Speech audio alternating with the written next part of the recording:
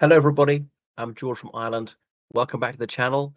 And it will be Tuesday, I think, that will mark half a century since Margaret Thatcher was elected leader of the Conservative Unionist Party. So, time to take stock, reflect on her legacy, and remember what a seismic moment it was, because not only had no British political party ever been led by a woman, no woman had even contested the leadership of the party. So, the party had lost two elections in 1974, one of only 2 years in the 20th century, which were two elections in a single year, the other one being 2010. So Heath had led the Conservative Party into four elections and lost three of them. Now, that is a uniquely dismal record. But then he thought he had to have another leadership election really to secure his position. And so there were new rules of that. Because there was a lot of carping within the party saying that Edward Heath should stand down. So an election was held. Remember, it's only amongst members of Parliament allowed to vote, not the ordinary members. And the standard bearer of the right in those days was Sir Keith Joseph, barrister, fellow of All Souls College, Oxford, and really proto-Thatcherite. Said we should end this Buttskillism, the consensus between Labour and the Conservative parties about management of the economy, and we should be more deregulation, more privatization. But then he made some unguarded remarks saying that women of low intelligence were having too many children. People felt this is like eugenics. So really, that was the end for him. I mean, he was in Thatcher's cabinet, but he couldn't be a leadership candidate. Were it not for that, Margaret Thatcher wouldn't have stood for the leadership then, and maybe never stood for the leadership. So she contested the leadership.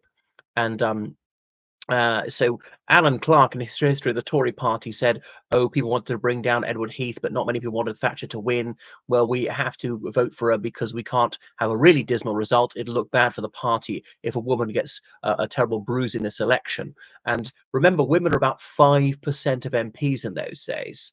In the first round, Maggie Thatcher came out on top, shocked people by getting 47% of the vote, much more than was expected. Heath narrowly behind. Hugh Fraser, who was seen as a foaming at the mouth right winger, came third. But more people entered the race. At that point, Heath bowed out, saying, "Okay, well, I can't carry on because clearly I'm below the waterline." The sitting leader has had 57% of his own MPs vote against him. He's just lost his authority.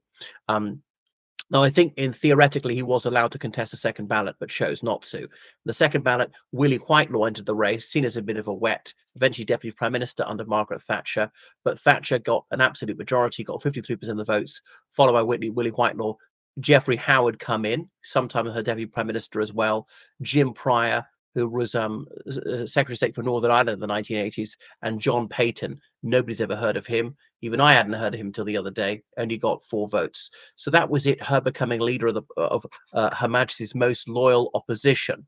I remember Thatcher had been Education Secretary in the early 70s in the Heath cabinet, a conventional Heathite minister, and there was no sign that she was going to go monetarist in the 1980s.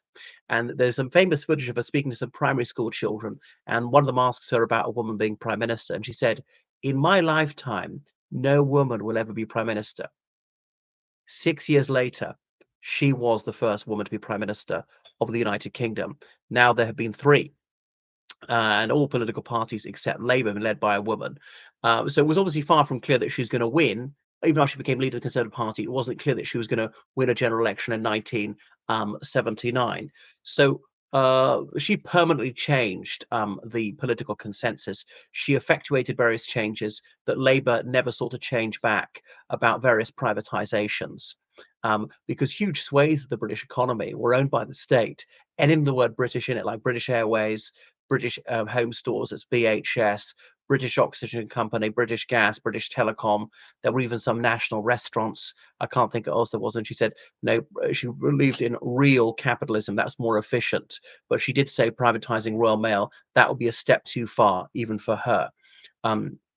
So a lot of changes brought in her, and the thing that really dogged the British economy in the 1970s was inflation. Well, there was stagflation, stagnation, and inflation, fairly high unemployment, a lot of strikes, prices and incomes policy. And she said, the government should be out of prices and incomes. We don't care. We don't try and regulate that. The market will sort it out.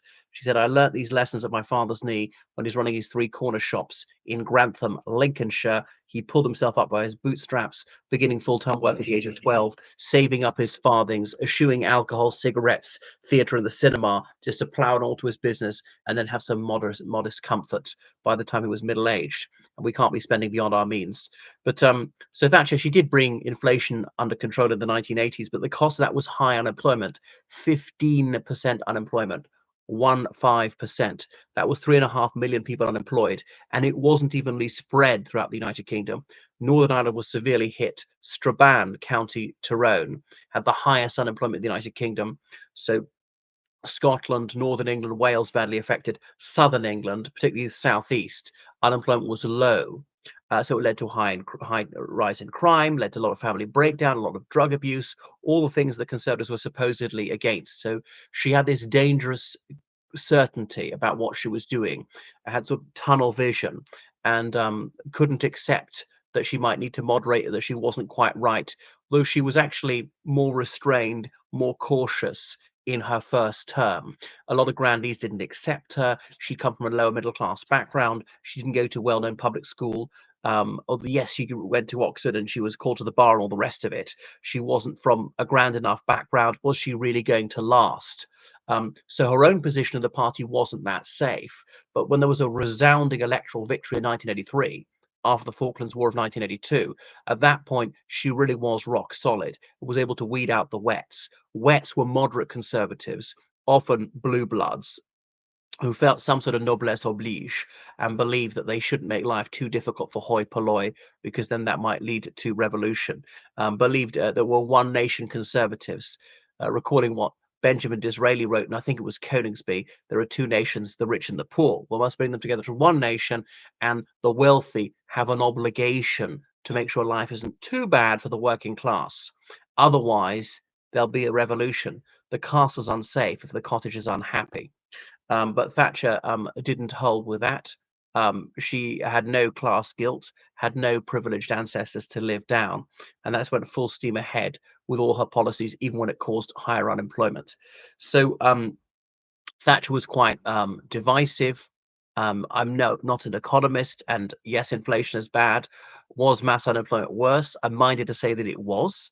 And then you think of all these millions of people doing nothing, achieving nothing, absorbing wealth, not generating wealth because they're not working. They could be making goods or providing services. They weren't doing anything.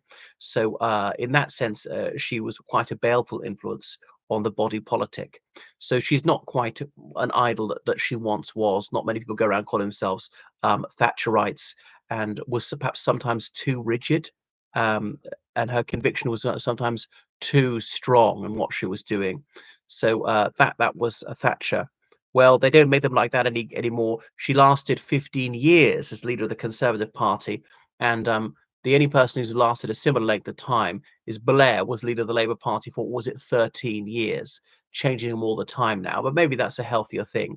And of course, later this year, with the centenary of her birth, 13th of October, and the Conservative Party would always arrange the Conservative conference to go through the 13th of October when she was leader, so they could sing a happy birthday while she waved to them frantically from the stage.